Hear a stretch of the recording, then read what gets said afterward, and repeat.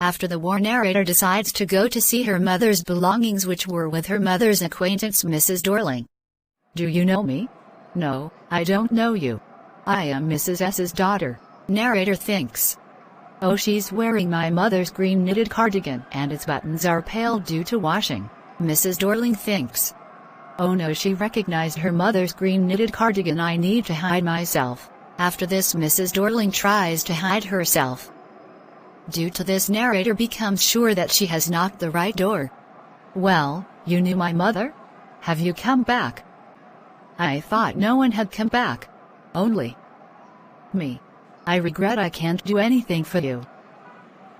I specially came here by train. I want to talk to you for a moment. It's not convenient for me. You can go back."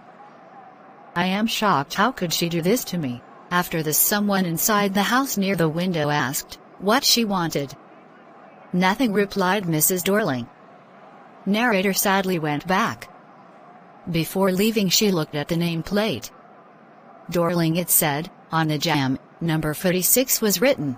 Narrator didn't take notice of things around. She rather thought about her mother who gave her this address.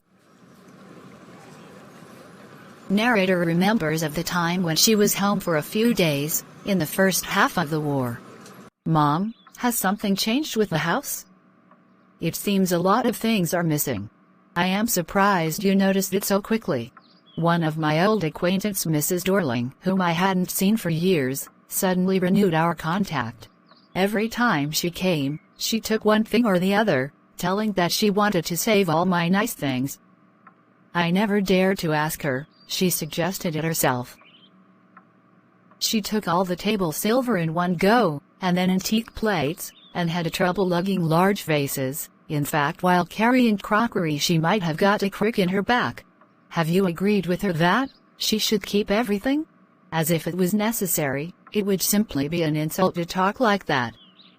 And think about the risk she's running every time she goes out of our door with a full suitcase or bag. My mother knew I wasn't agreed with her. After that, we never talked about this. Meanwhile, narrator reached to the station. In the train, I thought as if I saw Mrs. Dorling, just as I saw her just the day after me and my mother talked about her. That day I got up late and she was leaving with a huge suitcase. "Mom, did she live far? She had a huge suitcase?" "She is Mrs. Dorling. And that's my daughter.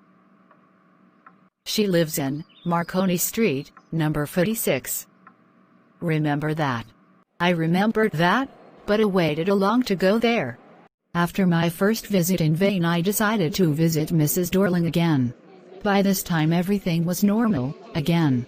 This time a girl about 15 opened the door. "Is your mother home?"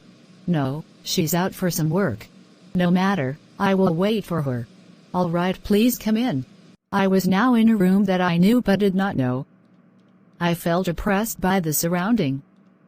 Maybe it was because of ugly furniture, or because of muggy smell that is hung in here, or because everything is arranged in a tasteless manner. I don't know what is it. The Hanukkah that is placed in front of mirror is ours. Would you like to have some tea? Yeah. The woolen tablecloth is ours. Burn mark is the proof. The white teapot with golden border is ours. While I was watching it all, she said, "Oh, you are looking at it. My mother says that it is antique.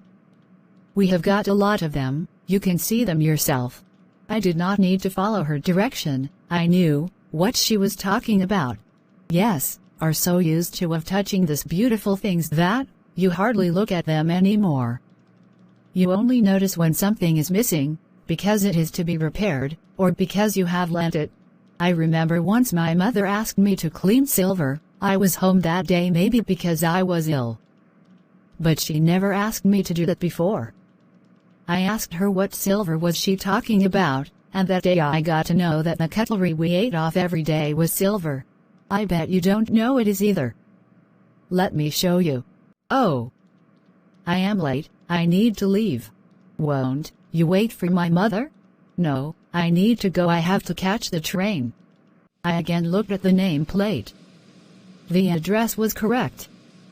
But now I don't want to remember it anymore. I would not be back here again, because the objects that are linked to your memory instantly lose their value when you're served from them, and see them again in a strange surroundings. Also, what will I do with them in a small rented room? I resolved to forget the address. Of all the things I had to forget, that would be the easiest. The end.